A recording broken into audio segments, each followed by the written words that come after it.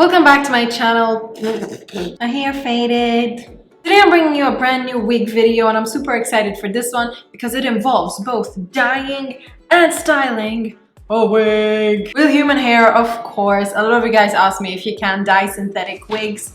Theoretically, you sort of can, but I wouldn't advise it because A, synthetic wigs come in all sorts of different hair colors, and B, it would make it feel disgusting. Today I'm bringing you a human haired wig and it's super exciting because it is by Priya. Priya is one of my favorite retailers for extensions. I've done a few videos with their extensions previously, so if you are looking for a good set of hair wefts that you can use, I'll link some down below. However, today I'm really excited because I'm trying out their wigs. I have pretty high expectations for their wigs because I really like their extensions. So that's what we're doing today. I received from them this stunning blonde human-haired waved wig. I'd say it's around 18 inches. At first I was going to leave it as is, just go for a pure gold moment. However, it really does not go well with my skin tone. So we're actually going to tone it and then I'm going to show you some cute styles that you could try on it, because Lord knows this is like the perfect amount of hair. This is like, I'd say it might be like 200% density. It feels pretty well made. It feels really good quality. It's got a lot of hair over here, so I'm probably going to tweeze a bit of it, but I'm super excited to actually get into this video and see what we can come up with together. For toning, I decided to opt for a white beige color. I am going to be toning the whole wig simply with the Schwarzkopf Igora Royal High Lifts in 1021 and 1014, which is basically beige mixed with a bit of ash. And I'm going to be mixing both with a 30 volume developer and applying it all over the wig to get hopefully a nice white beige color and get rid of the excessive brassy yellow hues. Link of the wonderful wig is going to be down in the description box below. Without further ado, let's get straight into the video.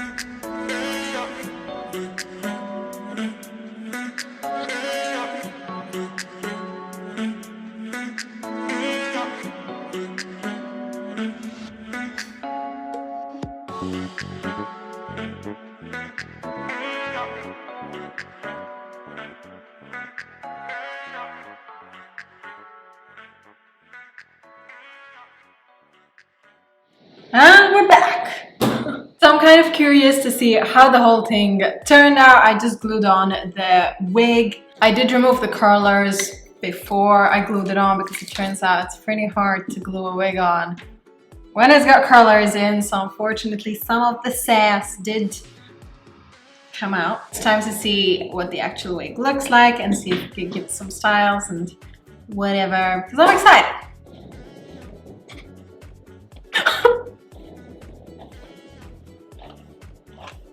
This old toothbrush, it's not really old actually, it's just a toothbrush, but we're going to use it as a kind of styling brush, and I'm going to be using my Got2b gel. This is what I use to glue down my wig, but today we're going to use it to kind of style down our edges.